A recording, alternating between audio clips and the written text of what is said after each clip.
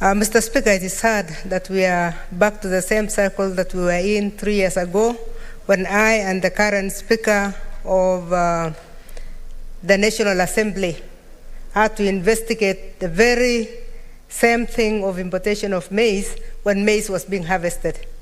Mr. Speaker, luckily, God has saved us the productivity in the grain growing zone this time again, and there's pamba harvest in Trans Nzoia, there's pamba harvest in Bungoma, there's pamba harvest in Nandi, there's pamba harvest in Uasin Gishu and Elgeyo Marakwet, the islands of Elgeyo Marakwet. So you ask yourself the big question. The harvesting is going on right now. In fact,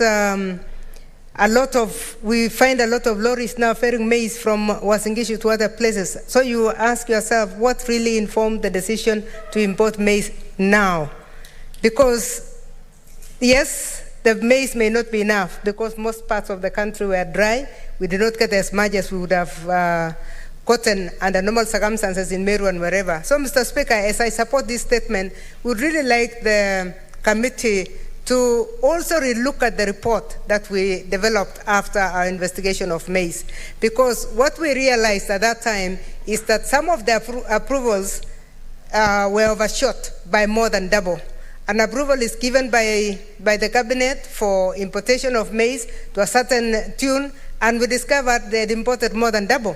So even as they question that, they need to look at the report that came from our earlier report, because it was a report of this House, so that we make sure that we don't suffer double jeopardy. But, Mr. Speaker, I can assure you that the harvest in North Rift is very good, and we should not, in fact, be having problems. Yesterday only we talked to the Minister for Education, and we said you have enough maize not to have children at home, because children from Kajiado, children from northern Kenya are at home, basically because there is no food. So it is good that as a House, we really put our foot down. The other thing we really need to look at is how is the role of the governors in this, because agriculture is devolved except for policy.